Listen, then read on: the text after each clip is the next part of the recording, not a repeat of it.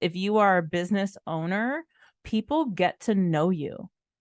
People really, they get to know you. Like they get to experience you. You're passionate for a reason. You have this beautiful gift. You're a puzzle piece to some puzzle that's going on. What's up, pals, and welcome back to another episode of The Passion Project. I'm your host, Hallee Smith, visual storyteller and creator on TikTok and YouTube.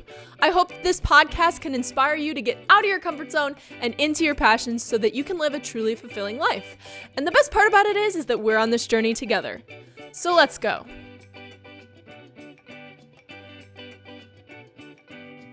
Hello, my podcast beans, and welcome to another interview episode. Today, we're going to be joined by Leilani Wells. She was my former business coach, and Leilani is a visibility expert and brand manager who specializes in social media marketing, video content creation, and getting you seen, getting you in front of people. She talks a lot about this concept called visibility, which we're going to dive into today, and I think it's something super important and something that was a really monumental shift in my mind in terms of both creating my content and for my business, getting in front of people, getting in front of the right eyes. So you guys are going to hear all about that today. I'm super excited to share this episode with you. And without further ado, let's jump in. Hey, Leilani, welcome to The Passion Project. Welcome, welcome. Thank you. I'm so excited to be here. I know that sounds like everyone says it, but I am really very excited. Really excited to be here. I'm excited to have you on. So I gave you a little introduction before we jumped on, but you're an entrepreneur. You own Leilani Media. You have been an MC. You've done all kinds of things throughout your journey as a creative and as a business owner. And so I like to lead with journey on here and really just showcase what everyone went through, multi-passionate people who really just love what they do, the journey they have to go through to get to where they are today. What passion would you say got you started on your journey? Okay, that's a really great question because I'm always thinking back to we all have so many stories, right? Especially multi-passionate entrepreneurs. Like we have so many different things that led us to be where we got to now, And so I think right now the space I'm in where I'm on this journey of really working with powerful, amazing, fun, incredible women such as yourself type of people. Like I literally feel like I'm just filled with joy doing the work that I do. And so what put me on that path is really having so many different things that I was doing that didn't bring me joy. What were some of those things? Oh gosh, I used to, and granted, all of the things brought me pieces of joy, right? I did enjoy a lot of those things, like in many aspects, but they were also had draining aspects, right? So all the elements didn't come together like it is now. So I used to run call centers, door knocking crews, work long hours. I was a server before for years, which I absolutely loved, but it also, there were aspects I didn't of each of those things, right? And so in understanding things that I was great at in all of those things, and then looking and saying, well, I don't like this, but I like that part of it. And how does it now tie into what I'm doing now, which I made all of my own. I took all of these experiences because I've been working since I was 14 years old. So everything I've done all the way up until now, I kind of pieced together and started Leilani Media. That's awesome. So Leilani Media is really, would you say, your passion that you found?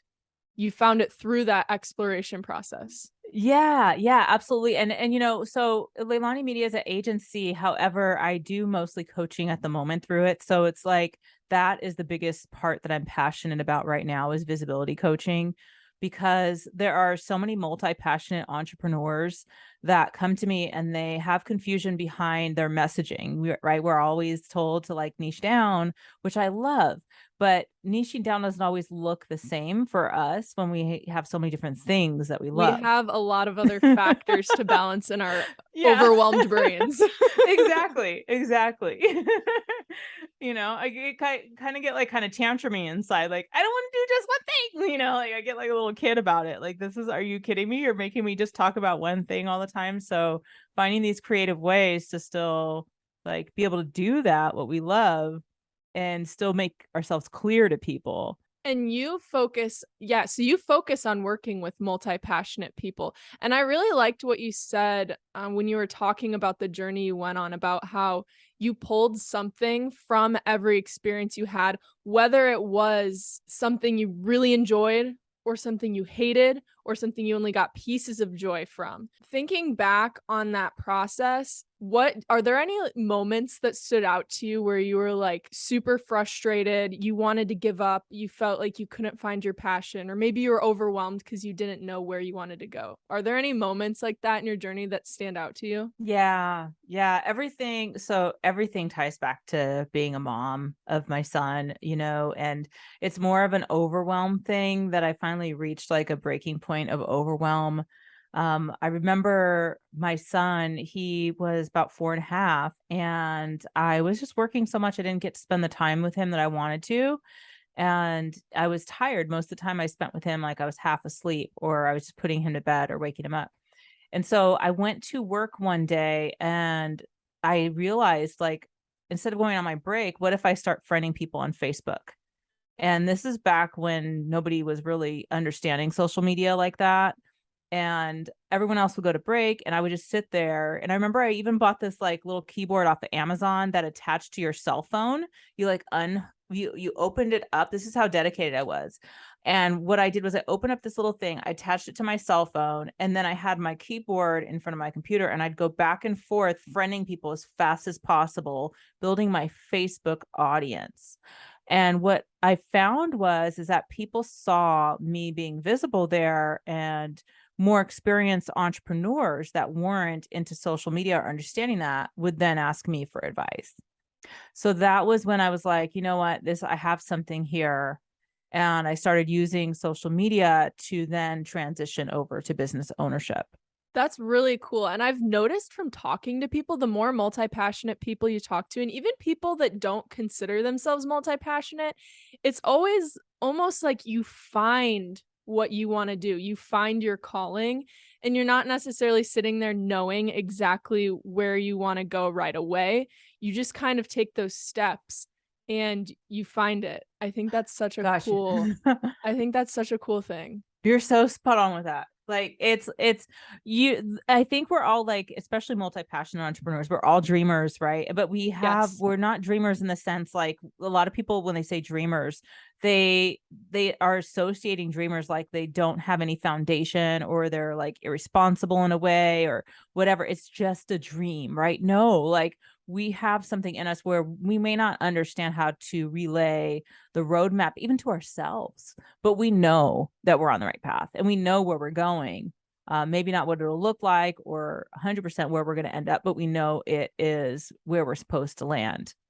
It's almost like, I just thought of this, setting following it's like following a North Star instead of putting an address in your GPS. I That's don't a know why that post. just came to me. I was That's a like, that is like post. a really cool analogy. But I I feel like love that's that. kind of how I see it. And so you discovered visibility.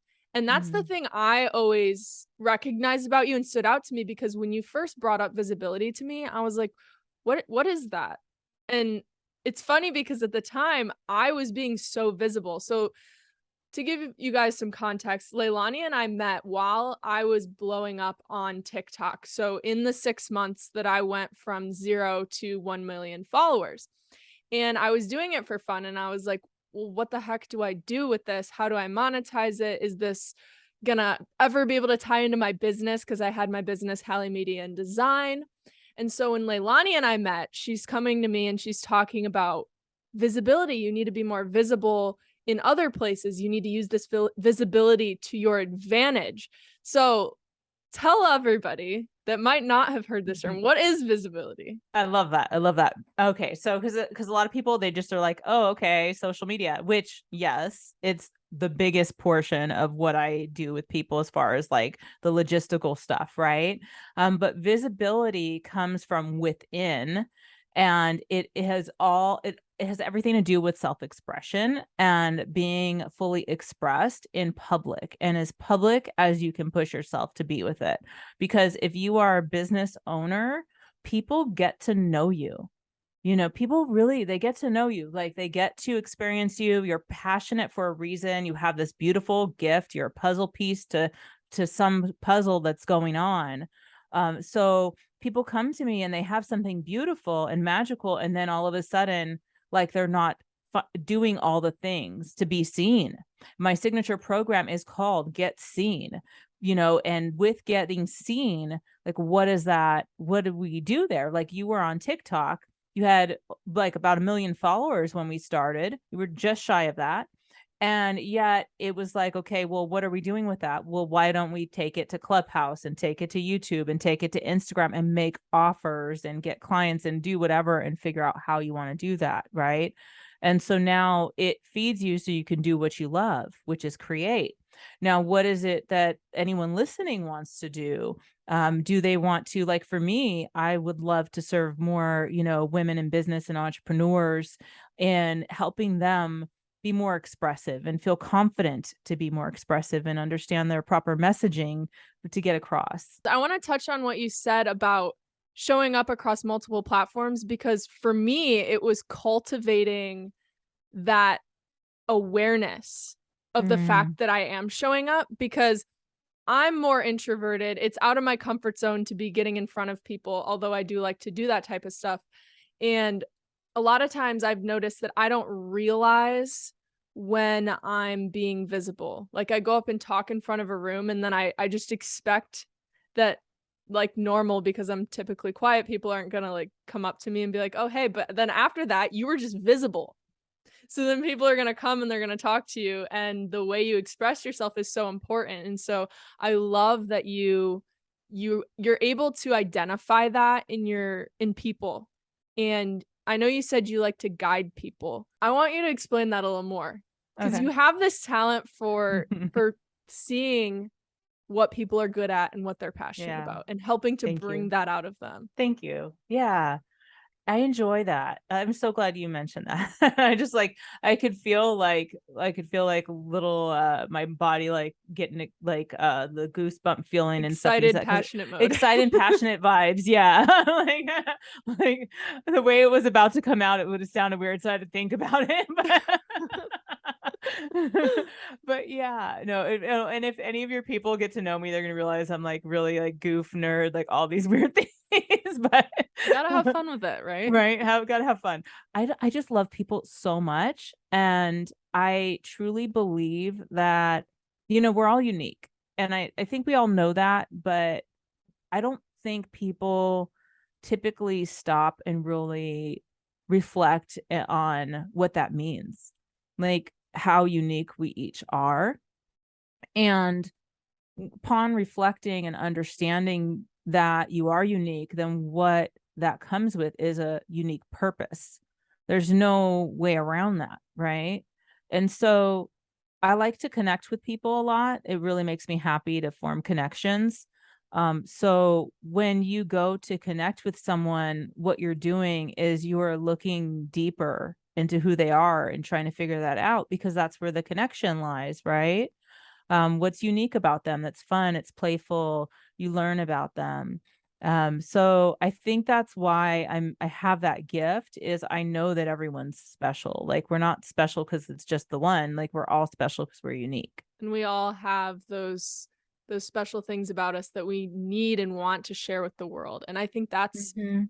following your passions, it allows you to bring that out. Yeah, and you know what, to your point about how you shared that you're introverted, it really goes to show that when we have self-awareness, that we can do anything sometimes better than someone who, like, for example, is extroverted. You are out there with millions of people watching you on a regular basis, and you're introverted. Why are you doing that? Because you're self-aware and you're intentional, and you know that you have something that people get to see, and that's special.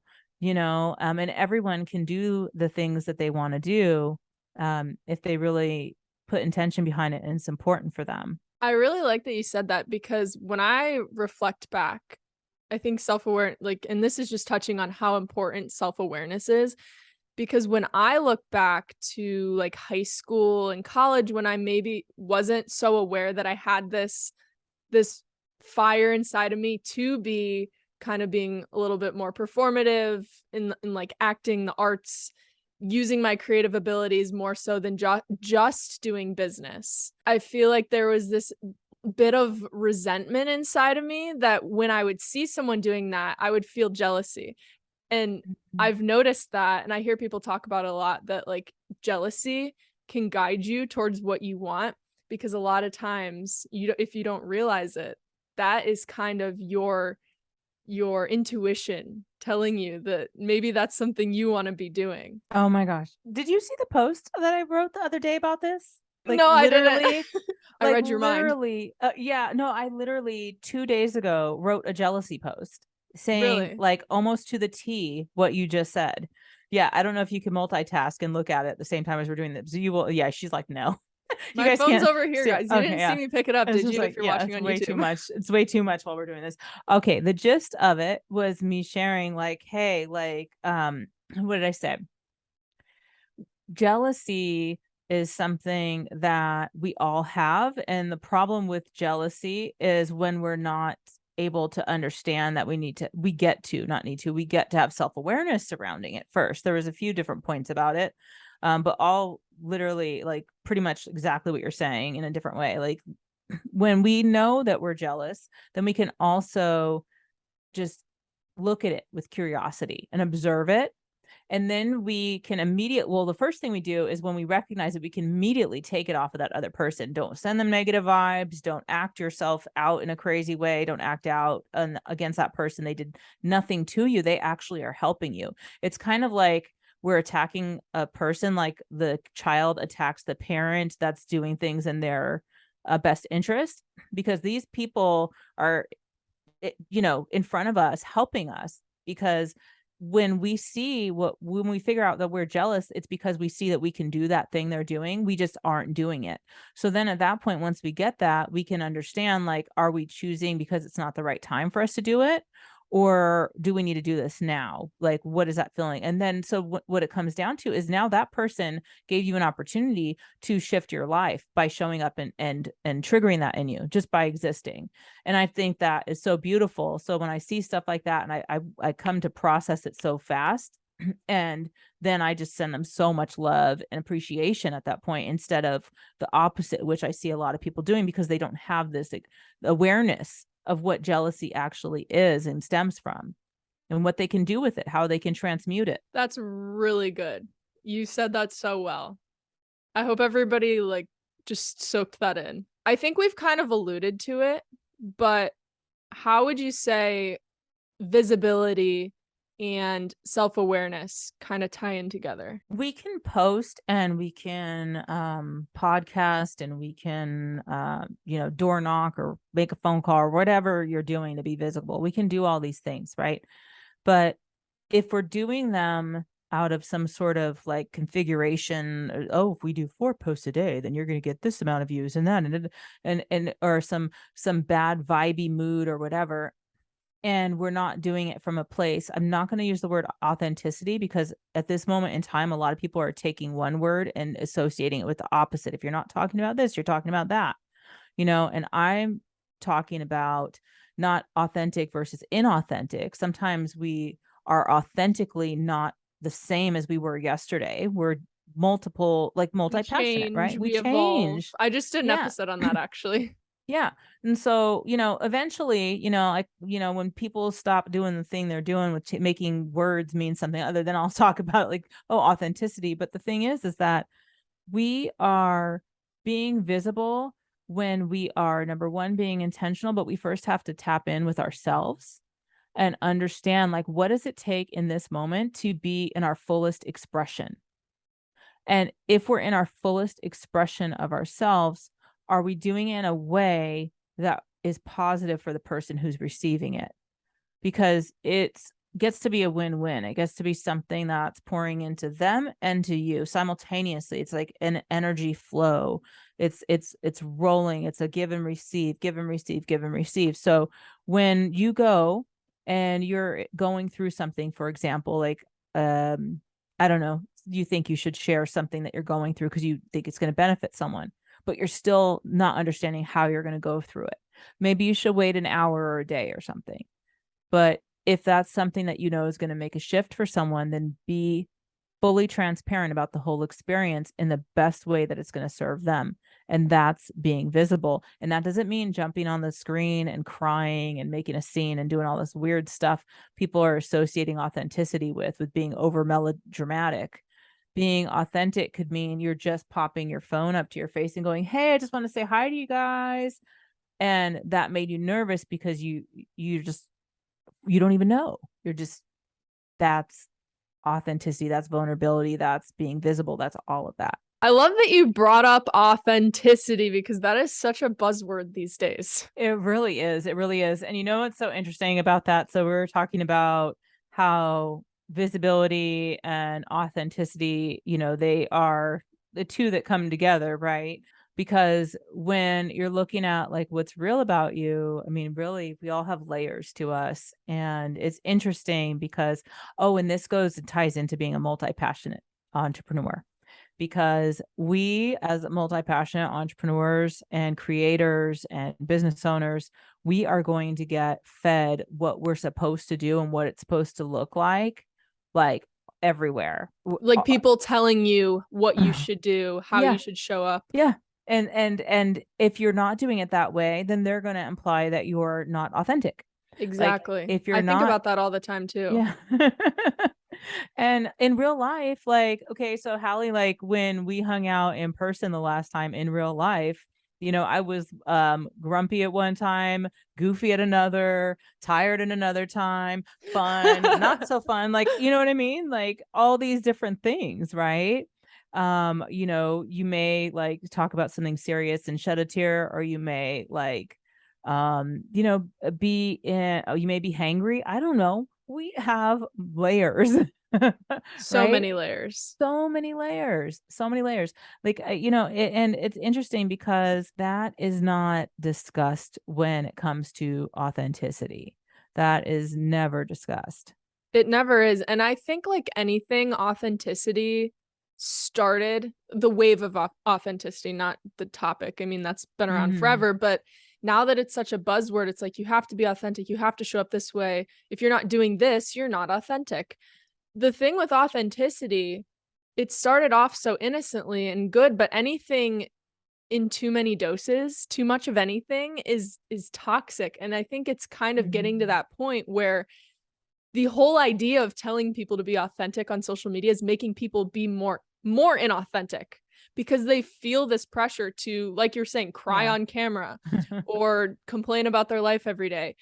And it's just natural that we all have those layers, but we get to choose which ones we show. Yeah. I love that you said that.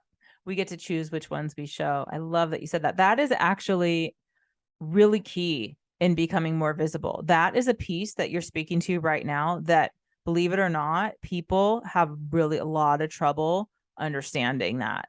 When you go and you make that decision to be visible, one of the number one things I work with clients on is understanding that you create the environment that you're going to become vulnerable in. You don't just throw yourself out to the wolves if you feel like people are mean on Facebook and you want to do a podcast because those people know it's you and they're going to sit there and listen to you and that feels more comfortable. Then why are you on Facebook? I didn't, because someone told you have to be there, why are you not on a social media site? Because you think you have to show up a certain way on that site.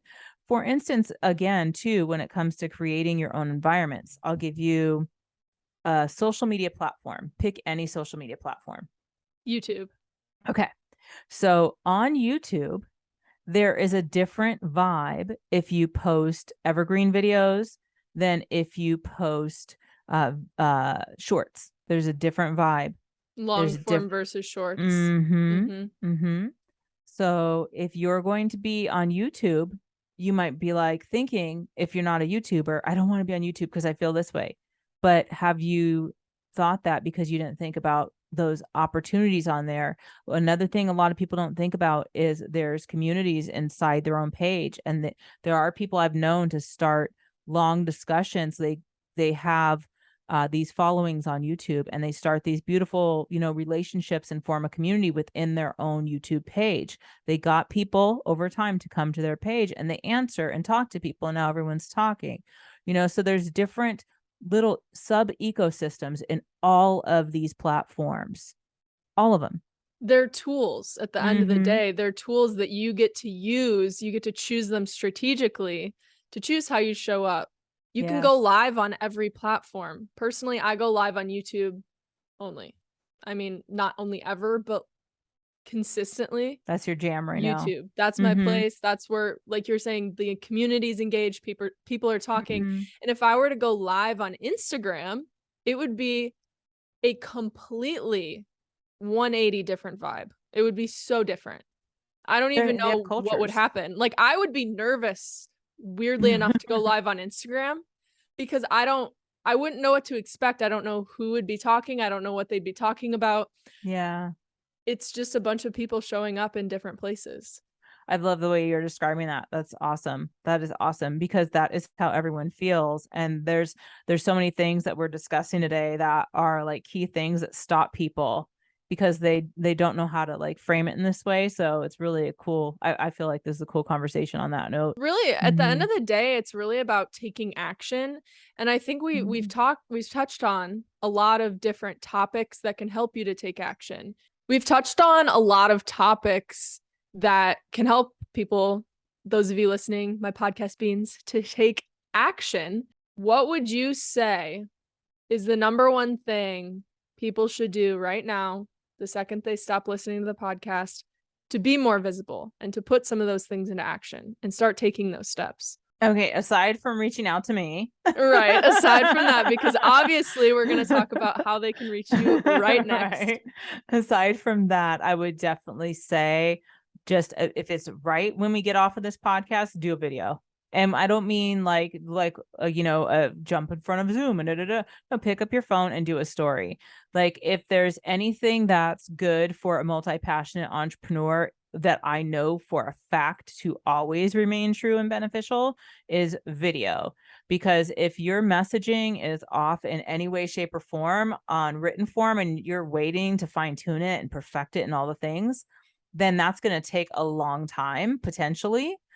So what you can do immediately, so people want to work with you and do things with you, is they can catch your whole vibe and all the things and figure out, even if you can't fully express it through the video, through words, they will know how to hire you and what to call you about. They'll know because they'll feel your vibe. They'll know what you look like, act like, talk like, walk like, all that stuff. Like, I remember when I first got started, I was getting booked on speaking gigs because of some random YouTube videos, not random, but they were YouTube videos that I wasn't like actively like growing or blowing They were up just on that channel. pieces of your journey that we kind of talked about Exactly. earlier. Exactly. And they were like, so they knew how I was on camera. They know what I would sound like. They knew that I was interviewing people and how I was doing it. And so they wanted me to interview their panels. They wanted me to come and MC their audience, all this stuff, because I just showed up in video. I had no idea that was going to happen. That's awesome. Yeah. Yeah. So just hit record. You guys heard it here. Just hit record. Just do it. Don't overthink it. And your journey will unfold.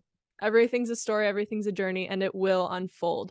So, Leilani, how should anyone listening to this that wants to learn more about visibility, wants to hear more from you, where should they go? Yes. Okay. So, if you guys are watching this on video, you'll see all my little icons at Leilani M. Wells. If you're listening to the audio, at Leilani M. Wells on all the social media channels that have a handle. And Leilani is spelled Leilani. M is for my middle name, last name Wells. And so my website, leilaniwells.com, I'm super proud of it. Super awesome. We just revamped it, put it back up. That has everything you need to know about me as well. Awesome. And everything she just said, all the ways to reach out to Leilani, will be linked in the show notes in the description of this episode. Thank you guys so much for listening. Be sure to subscribe and send this to somebody you think it could help. And I'll see you in the next episode. Thanks for coming on, Leilani, and peace out, Podcast Beans. Thank you.